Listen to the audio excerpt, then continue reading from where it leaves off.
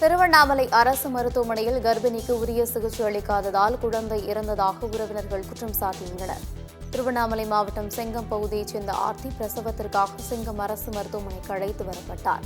அவரை பரிசோதனை செய்த மருத்துவர்கள் குழந்தையின் கழுத்தில் குடல் சுற்றியுள்ளதாக கூறி அம்மாவட்ட அரசு மருத்துவக் கல்லூரி மருத்துவமனைக்கு மேல் சிகிச்சைக்காக அனுப்பி வைத்தனர். ஆனால் அங்கு ஆர்த்திக்கு முறையான சிகிச்சை அளிக்கப்படவில்லை என்று கூறப்படுகிறது. இரவு முழுவதும் வலியால் துடித்த பெண்ணுக்கு காலை அறுவை சிகிச்சை செய்யப்பட்ட நிலையில் பிறந்த குழந்தை சிறிது நேரத்திலேயே இறந்துள்ளது. இதனால் வேதனையடைந்த பெண்ணின் உறவினர்கள் உரிய சிகிச்சை அளிக்காததால் தான் குழந்தை இறந்ததாக குற்றம் சாட்டியுள்ளனர்.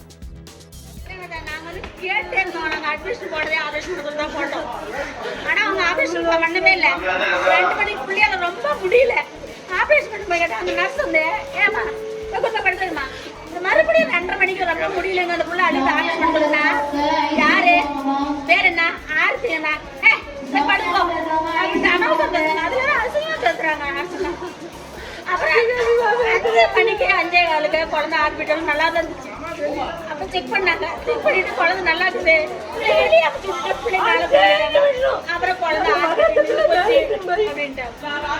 ஒரே செகண்ட்ல டாக்டர் ரவுண்ட்ஸே வரல.